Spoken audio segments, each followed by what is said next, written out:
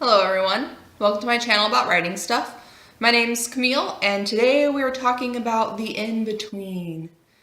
The in-between. I don't know, so basically I just finished like my third draft of my current work in progress, and my critique partner is like a little over halfway through with my chapters, and I've been like lobbying this idea of my new story around in my head.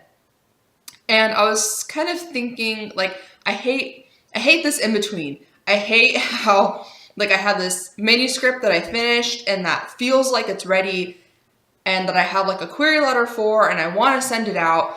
And then, but it's like, it's not ready yet. Your critique partner still has it. Your beta readers still have it. Like, you need to wait. You need to be patient. But then I have this other bright, new, shiny idea that's like, hey, we're getting there. We're getting close to you being able to write it. But then it's like, but I have this other thing that's almost ready. I should query it before I start doing this. And this thing's like, no, just leave it be. Just work on your new project. Da, da, da. So I'm kind of freaking out. But I do this all the time in between projects. But it's, what project deserves your attention? What should you be doing after you've finished getting your manuscript to the best place it can be just from your own perspective? And at what point does your outline and do your character guides and your world building, what phase does this stuff need to be at before you start drafting the story? So I didn't actually plan anything for this video. It just kind of like popped into my head. It's, it's what I'm going through right now. So I figured it'd be the most organic time to do this topic. So, I'm just going to talk about me. If you don't want to hear about me, then you can just go away. But anyways, so that's the first thing I want to talk about is this idea of, I just finished this first draft or second draft or third draft, and maybe you're like me. Maybe you are a big outliner and you really focus on language and stuff while you're writing, so that once you're done with your like second and a half draft, you're kind of thinking in your head, well, it doesn't suck. Like everyone always says first drafts suck, but like my first draft and a half, second draft doesn't suck. Like it's actually not bad. But here's the thing, because I go through this a lot. I outline so extensively that by the time I'm done with like my first draft and then my first like content edit and my first like line edit, I feel pretty confident with the story. But here's the thing. And there a lot can be said for like beta readers and critique partners, but let's put that aside for a minute. You as the author, the big problem with first drafts and second drafts and third drafts, and the reasons why people say that, first draft is always crap, is this one particular reason, like this most important, all-encompassing reason, is that a first, second, and third draft are not publishable. The reason why first drafts, second drafts, third drafts suck is because they're not publishable. Even if your manuscript is good enough at that third draft stage to get an agent, your story is going to need to go through more rounds of edits with your agent and then more rounds of edits with your editor when someone buys it before it even hits the public domain, before it goes into bookstores, before it's read by the masses.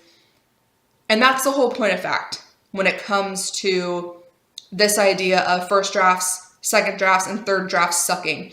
If your book is not ready to be published, it sucks. And that's a little harsh, but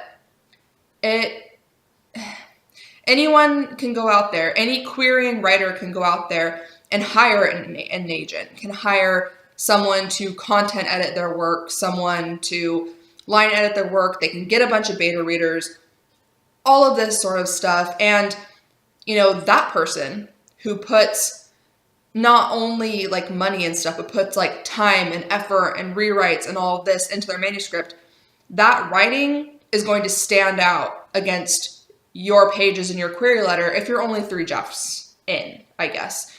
And I have this problem where I'm really impatient, and I'm sure a lot of people can relate to this, but I'm impatient. The job that I work at now, I don't want it to be my career. I want writing to be my career. So when I feel like I have something that's good, that's really good, I want to put it out in the world. I want to get a jump start on this career of mine. I want that next step. I want a literary agent. But if you are feeling this way too, take a deep breath, take a step back, and remind yourself that you need to be patient.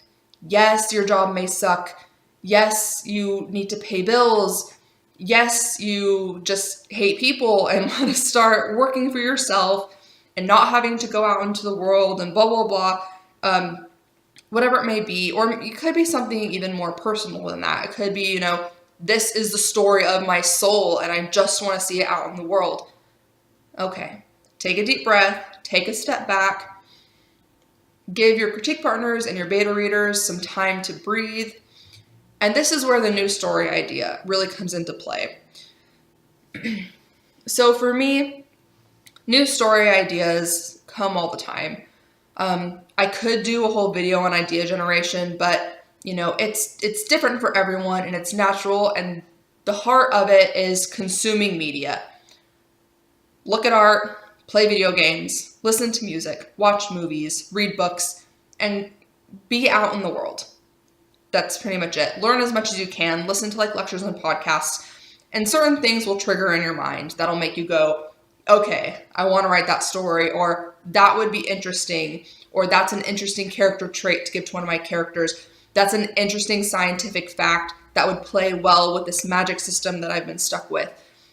Or that song lyric is something that would really resonate with one of my characters. Those kinds of things.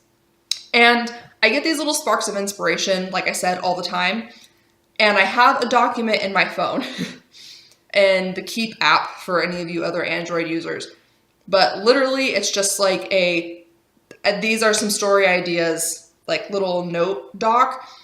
And it's really not ideas. It's just like, it's a whole long list in my phone of song lyrics, of like different metals or alloys, or like some little piece of theory, or like I have something in there about string theory, just things about characters, things about different parts of the world, things about different types of languages.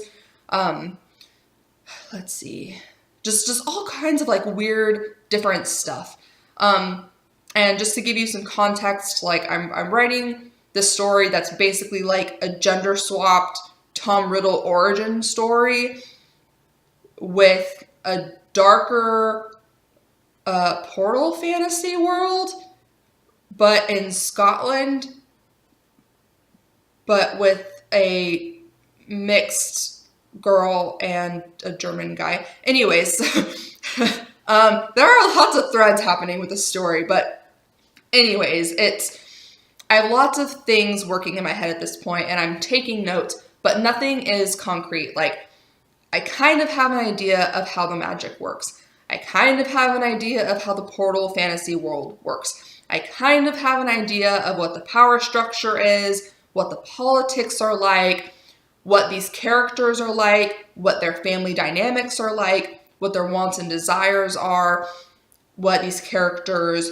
look like, and then certain things that might be talked about in the story. There's definitely going to be a focus on folklore throughout the world, about fairy myths throughout the world, things like this. And, something will spark in my head and it's just like, okay, now I need to research like Scotland currency, or like what is the strongest type of metal wire in the world, or like this kind of weird stuff. And like I research it and then I take a note of it in my little keep folder, blah, blah, blah, blah. But that's not a story yet. So as I'm tinkering with all this kind of stuff, and as I'm doing research, and as I'm consuming media, something else needs to click. There needs to be some hook about the plot or the character or the world. No, there needs to be several hooks about the character, the plot, and the world. And, it's really about trying to figure out how all of these pieces will fit together, because that's what it is in my notes file, it's all pieces to a big puzzle with other pieces missing and the colors don't match. But at some point or another, something will fit together and then you can fill in that gap. And then something else will fit together over here and you can fill in that gap and start putting like chunks of this story together. But for me, it really comes down to character. So I've been tinkering with this character. I know her backstory and her family and how she was introduced to this portal fantasy world. And I know what her relationship will be like with some of these other characters going into the story. But it didn't really click for me. And nothing in a story ever really clicks until I start hearing the character's voice in my head. And what triggered that character's voice was not, what she looks like or what her family dynamic is like or, her intelligence level or any of that kind of stuff. It was her secrets that really triggered the voice. My main character is kind of a psychopath, not quite so murderous, but manipulative, that kind of thing. And I really didn't get a grasp on who she is as a person until I realized that she has hurt people in her past and has taken trophies from them.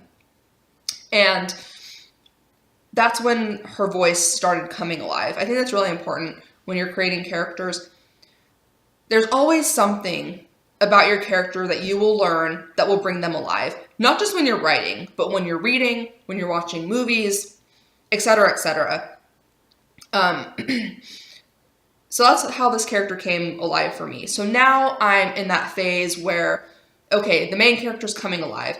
Now I need to make these secondary characters and the other point of view characters come alive too. And then I can start working on plot. And I think that's why I hate this in-between feeling, is because I have a bunch of notes and I have a bunch of puzzle pieces and I kind of have a character voice. Like she's kind of starting to talk to me. She's kind of starting to have conversations with other characters in my head. I'm getting lines of dialogue. I'm writing all this stuff down, but there's no structure yet. It's all just free-floating stuff. So once I get, and I already know this about myself, it might be different for you, but I know that once I get all the character stuff and the world building stuff solidified, I can start getting into adding structure. I can start fully mapping out my outline, which will give me some structure. It'll give me some goal to work towards. Once I have like the skeleton of an outline, I can start filling it in with these other things. And when I'm in that in-between place with all this free floating stuff and no direction, I keep wanting to like grab back at my other manuscript. Even though it's in the trusty hands of beta readers and my critique partner, but I need to let it go. I need to focus on something new. That way time passes and I sort of lose all of the stuff going on in this story. That way, by the time my beta readers are done, I can go back to it with like a fresh pair of eyes. That's really important. It's so important to not only be patient in this business, but to take some time to work on something else so that you can come back to that other project with a fresh pair of eyes. And yeah, so, there's like 13 minutes of rambling for you, but I don't know. I feel like this is important. It's very hard to be in between projects or to be juggling multiple projects at one time because you have characters and worlds that are completely separate, sort of conflicting in your brain. And I know for me, when it gets way too overwhelming, I kind of just shut down. Like, if there is just too much all jarbled together in my brain, I can't work on anything. So it's really good that once you get that first manuscript in the hands of other people, leave it be. Leave it be. Maybe work on a synopsis. Maybe work on a query letter.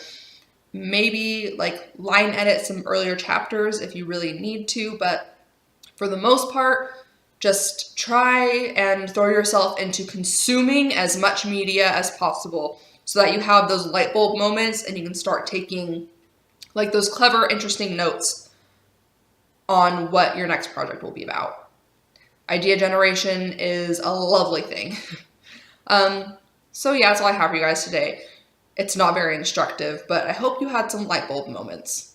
So for now, as always, you should be writing stuff.